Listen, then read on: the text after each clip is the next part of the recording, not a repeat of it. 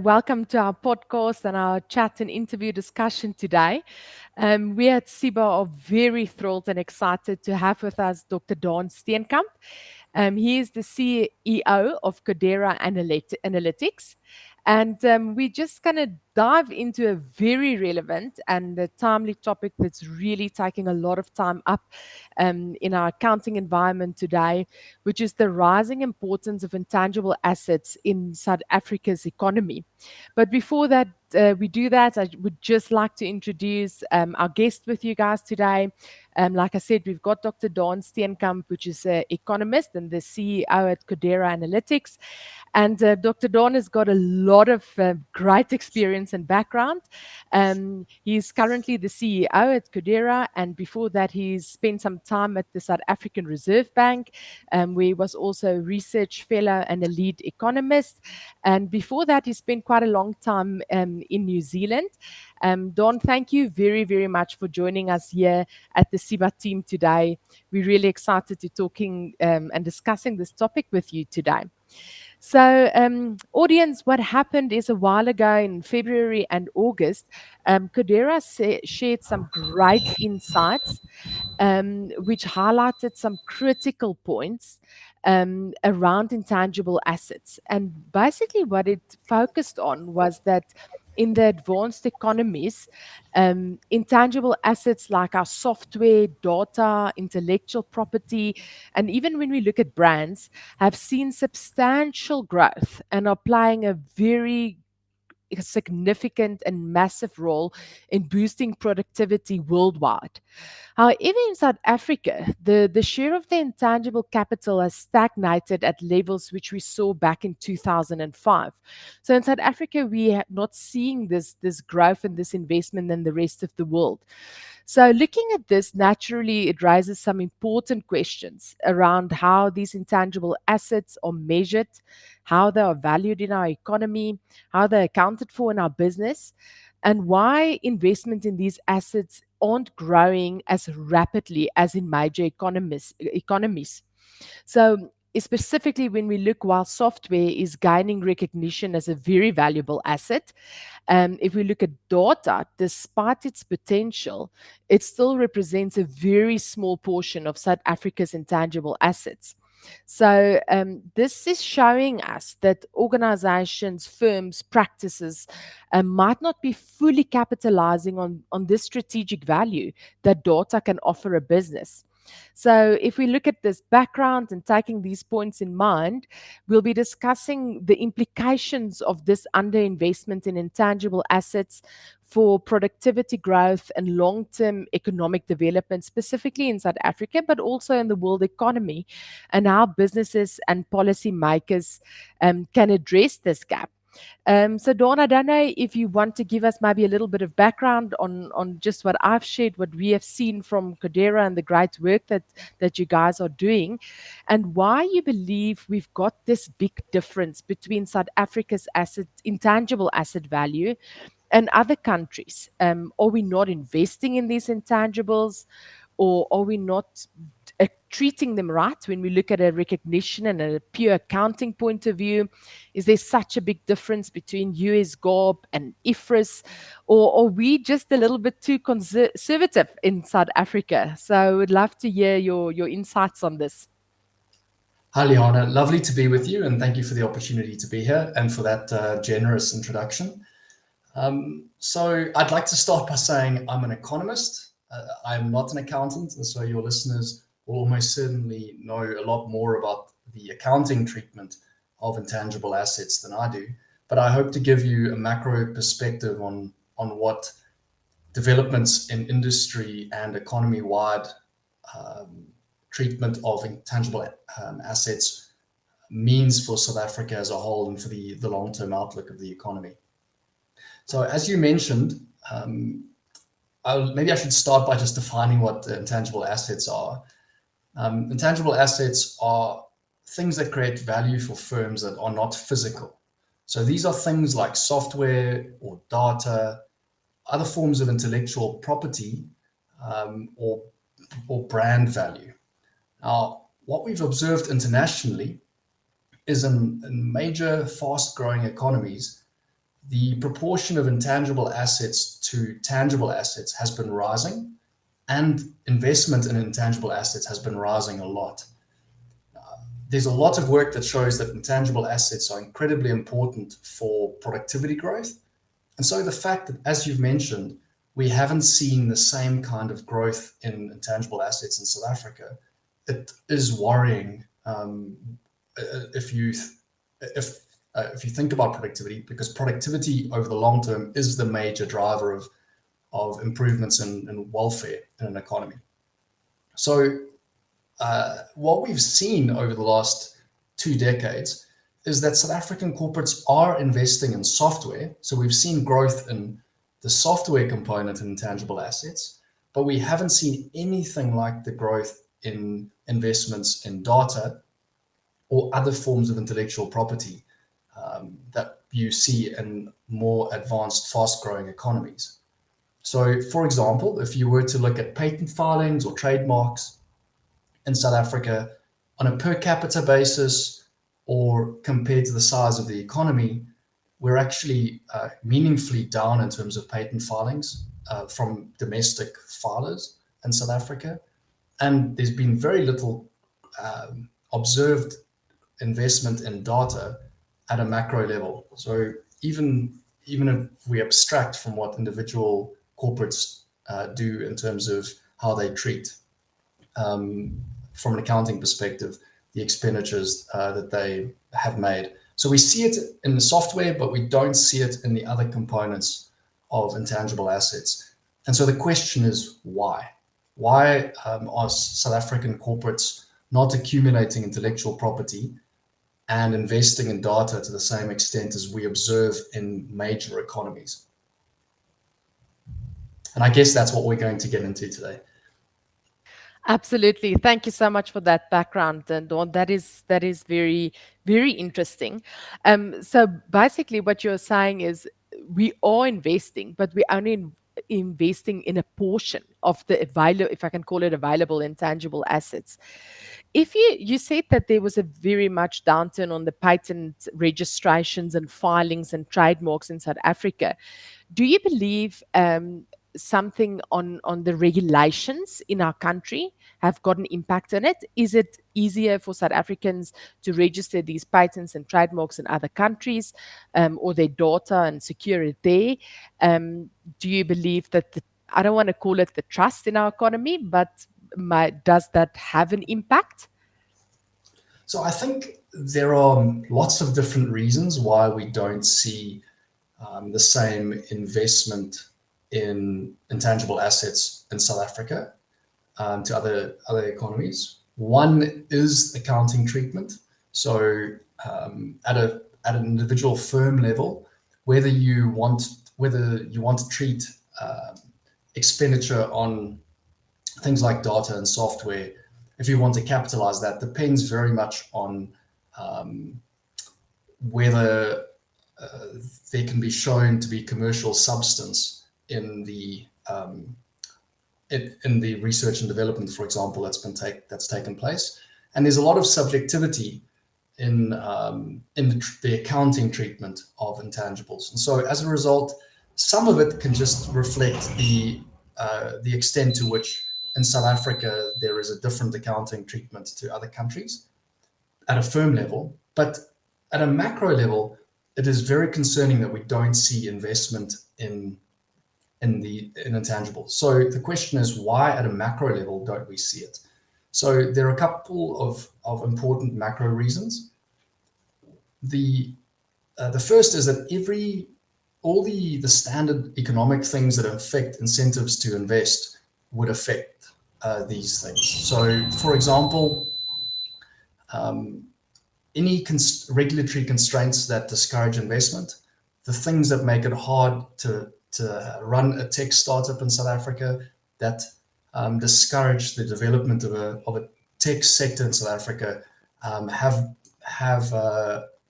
have meant that we haven't accumulated intellectual property, tech intellectual property, to the same extent as you've observed in major economies. So there's a lot of work that we've referenced in our publications that summarize the level of government restrictions that bear on particularly tech companies in South Africa, and discourage things like e-commerce and the use and sharing of data. And so we've certainly seen South African institutions not on a commercial side not monetize their data to the same extent as we've seen in other jurisdictions. And we've seen much more limited investment in technology overall than we see in major economies. Now, that's not to say that there aren't exceptions. We see exceptions every day in the newspaper of certain institutions spending big on technology and data. But as a community, as a group, as South Africa Inc., we are very much lagging in terms of investment in technology. So, as I've suggested, part of it is that we don't have a thriving tech sector, as thriving a tech sector as we should have, given the size and the complexity of our market. And so, a lot of that reflects regulations that bear on that sector, that make it difficult to run a business, that discourage investment, that create uncertainty, and part of it is that it is difficult for South African firms to get foreign capital, and so there is an incentive for South African startups to leave South Africa, which is one area that should be of particular concern. And then lastly, it is the development of our data ecosystem in South Africa.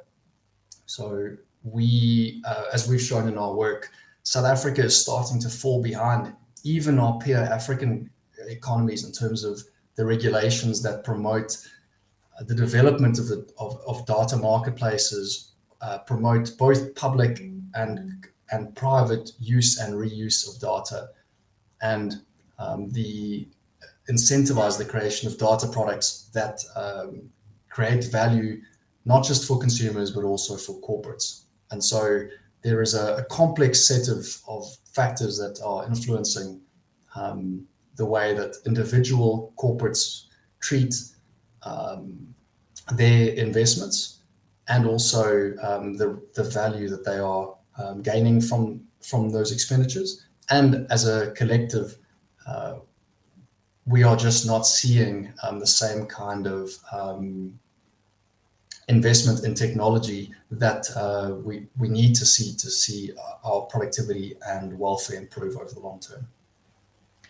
Thank you so much, Dawn. Sure, it is interesting, but it is also a little bit scary for me if we consider that you say we are even lacking behind some of our fellow countries on the continent. I mean, South Africa is ahead of the game on so many things, and this seems really a hurdle that we definitely need to overcome. I want to ask you, when you spoke about the data and the personal and professional and how it can impact a business and ultimately impact the economy, do you think or believe that the POPI Act impacts data specifically and the investment in data in South Africa, or is that not a factor or a consideration? How do we compare to other countries with those? Anywhere and everywhere you go these days, when you ask for something, they say to you, no, I can't give it to you because of POPI. And I'm sure that's really impacted businesses, but I'm not sure if it will have an impact on the intangible assets specifically relating to data. So I think it's worth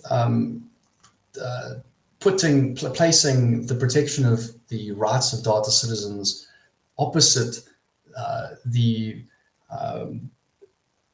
other things that matter for the creation of value out of data. So it is really important to have good regulations that protect data citizens and their rights, protect the holders of intellectual property. And so South Africa actually leads. By global standards, we do really well on that score. So it is a good thing that we have protection, that but that needs to be offset by regulations that promote the use of data.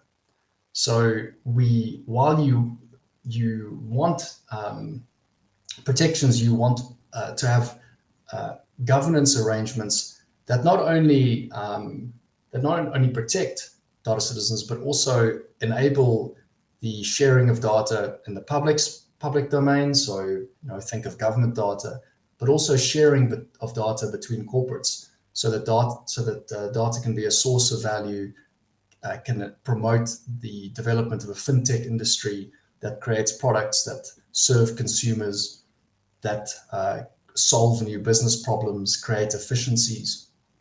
And so where we lag is not on the regulations that bear on protecting data citizens, but we lag in terms of enabling regulations that promote the responsible use of data.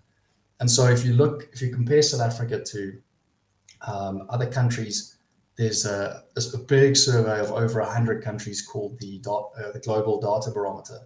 And South Africa stands out globally that we don't have as many open data initiatives as in other countries. We don't have frameworks that promote the use and reuse of data. And we also lag in terms of frameworks for promoting e-commerce and making sure that that data can be shared in responsible ways. So things like data marketplaces and data ecosystems. So on the one hand, that might seem like bad news, but it also means the flip side of it is that there's an opportunity for South Africa to catch up and to leverage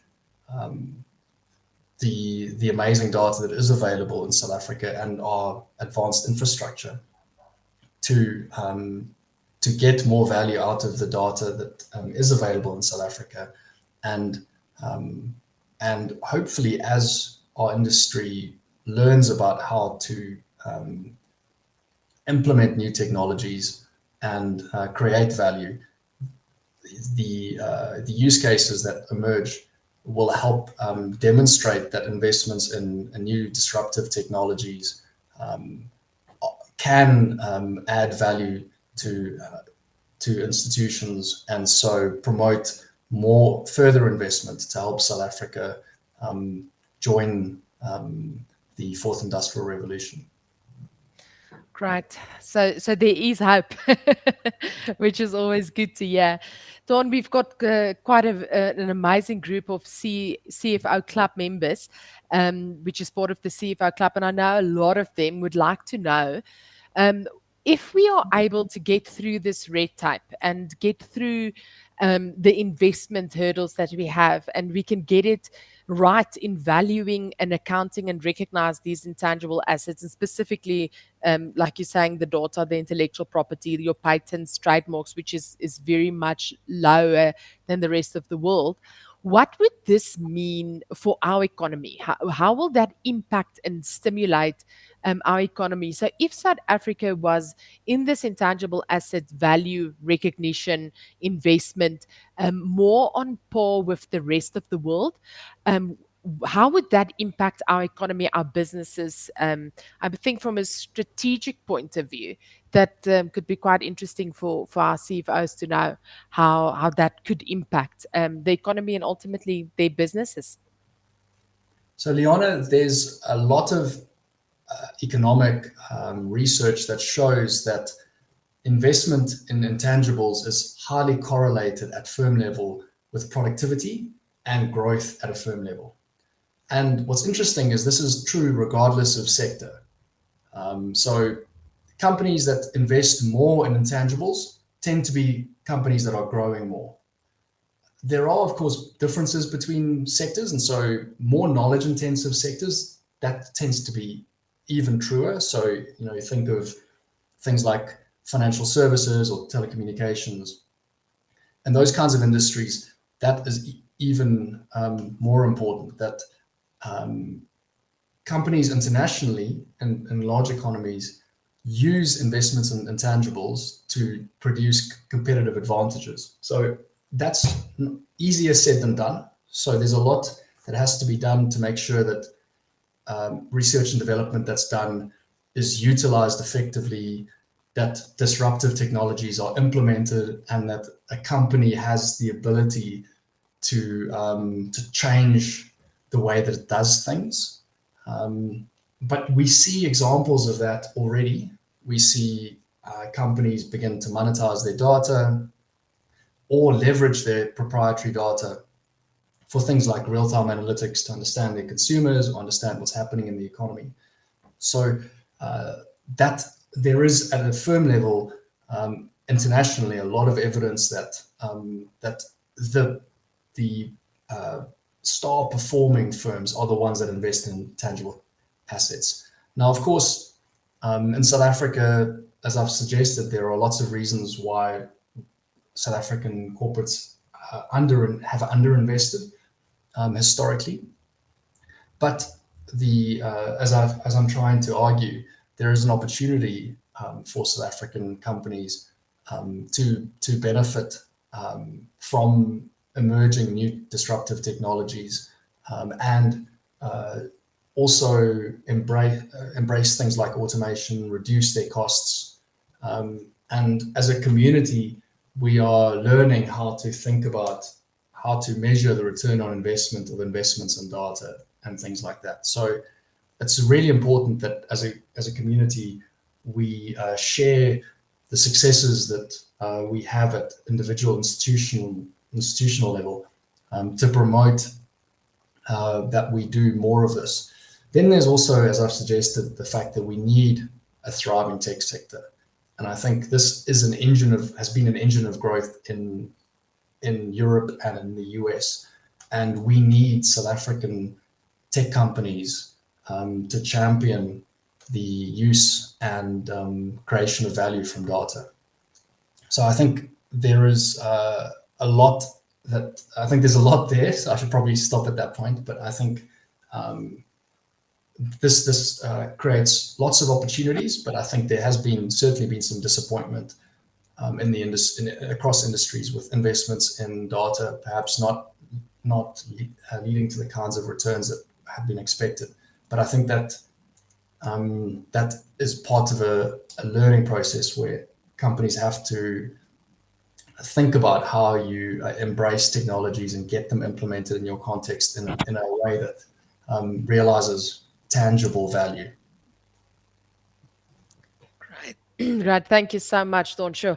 I'm making notes as you're talking. And so I could hear that you're saying that we need a thriving tech sector. And it sounds to me, this is where as a country we are falling a bit short currently. And I hear, it sounds to me like you're saying we need to think differently. And this is, I think, where the innovation comes in on how we're using intangible assets to create value in our business. Dawn, I want to ask you.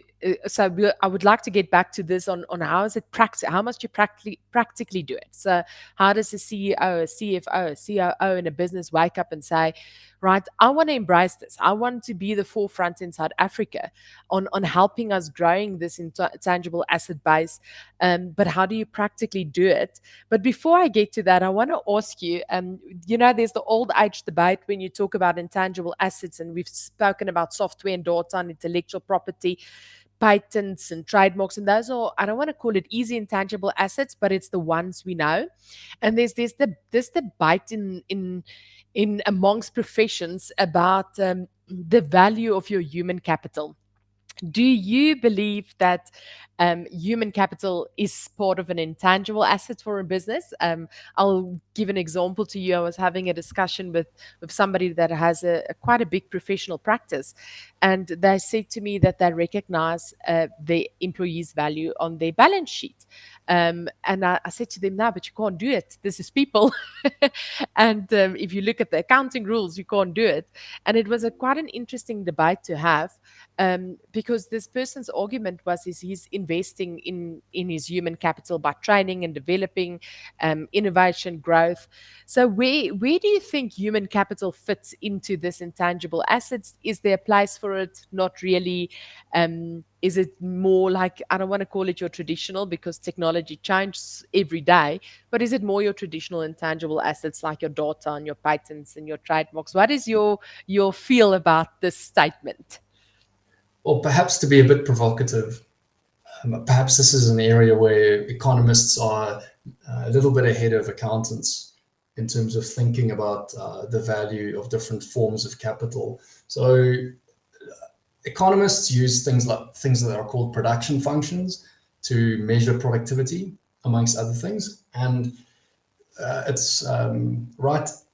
If you go right back to the beginning of the theoretical application of production functions, there's been a recognition that human capital is an important factor of production, and that enriching human capital with training and other things is enormously beneficial, and is ultimately one of the things that creates endogenous growth. So it helps to promote faster economic growth and higher welfare in an economy over time. So I think, of course, in terms of how different forms of capital should be recognized on a balance sheet and an income statement, I'm certainly not the right person to ask. But I think it is, I think, becoming clearer that that if you want to create lasting competitive advantage in an increasingly global, increasingly competitive market, you need, as a company, whatever the industry you're in, to invest in the things that help you support not just your current competitive advantage, but enable your institution to continue to evolve and develop, not just the current competitive advantage, but actually react to developments in the market and take opportunities as they come. So that means investment in having a more agile workforce. It means looking after your people and making sure that they have what they need. We see with the emergence of AI and other technologies that it's really about how your staff are able to leverage new technologies, and so things like having a workforce that can adapt, can learn new skills, is crucially important.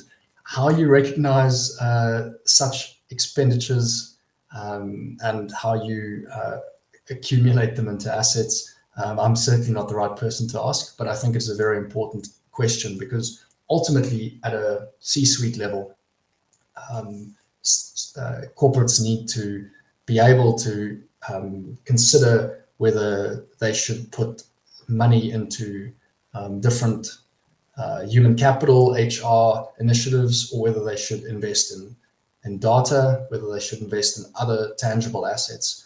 And so really the challenge, I think, from an accounting perspective, is developing frameworks that can enable different use cases, so different ways to spend the marginal rand that a corporate has, and think about measuring the tangible value that has been obtained from that investment.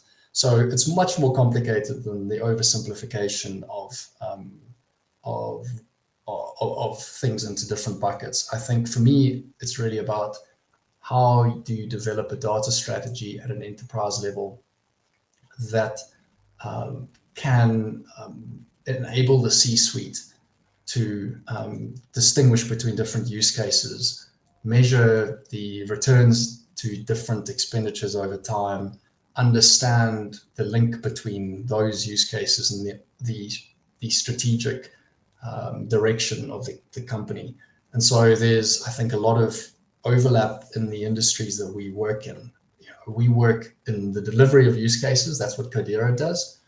We build models and automate systems, but we work very hard to try and measure the tangible improvements to efficiencies, reductions in costs, or new value that's been created. And we, as a community of practitioners and members of the C-suite, need to develop frameworks that make it possible for us to correctly prioritize in a way that can help us leverage technology better. So I think there has been in my experience, a lot of disappointment with investments in technology, because it can be incredibly difficult in large institutions to realize value over the short to medium term and measure these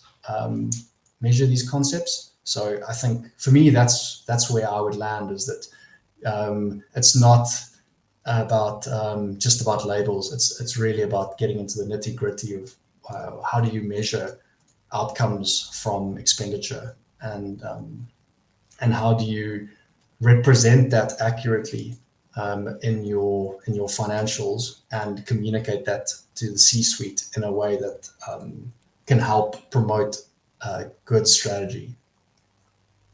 Right. Thank you so much, Dawn. Listening to you, I'm thinking maybe we at the CFO Club, together with our sister organizations, CIBA and Codera, maybe we need to get around the table with the right people. I'm talking about tax and the big accounting and auditing firms, and maybe see how we can, like you say, develop this investment, not necessarily develop, but from an accounting side, we are responsible for accounting and recognizing these intangible assets. And you guys on the economy side can see how it impacts the business. But at the end of the day, like you say, we have to follow rules, but as a country, we are very unique, and maybe we need to get together and have a look and see how maybe the problem, like you say, is not that we're not investing in the intangibles, but it might be a little bit of the the thriving tech sector and how to get into that. So I definitely think it's something that a few big players can get together. Dawn, I just want to ask you, we've now spoken about the impact on the economy and the growth and innovation, and you have touched a bit on our previous discussions on challenges. Um, if you have to summarize one or two or three big challenges that organizations might face, so if we look at the typical where you said we need a thriving tech sector, so in layman's terms, how do we get there? What do we practically do? I mean, do we need money? Do we need investments? Do we need investors? Do we need people that's better at innovation? Or are we a bit scared? Are we too conservative? How can South Africa businesses really take the leap to make sure that we have these stronger, more thriving tech sectors in comparison to the rest of the world? So I'll try and follow your guidance and just pick a couple of examples. I think, let me start with government. I think there are a couple of key things government can do to make it easier to run a business, and particularly tech businesses, and that'll make a big difference. So it's well documented that South Africa has a lot of red tape compared to our peers. And there are a lot of other things, policy uncertainty, preferential procurement rules, that make it very difficult to run, particularly tech companies in South Africa.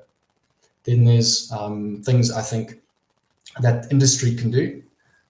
Industry, I think there's actually a great opportunity for that technology offers in terms of things like cost reduction. So in my experience at least, many corporate large institutions in South Africa have not realized the kinds of value that can be gotten from investments in automation, to the same extent as we've seen in other jurisdictions. So I think there is a big change coming, and the good news is that some of these technologies are becoming cheaper to implement, and it's becoming easier to learn from international experience in terms of how to successfully implement automation and modernization of data management at an institution level. So I think there's some opportunities there for South Africa to leapfrog, even if we are perhaps we've initiated some of these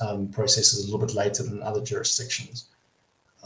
I think in terms of just maybe picking one or two more examples, I think one area, and of course this is close to my heart, where I think South Africa really lags behind leading countries with tech sectors, and particularly growing fintech industries is data marketplaces and things and data ecosystems that enable institutions and companies to link data, to share data.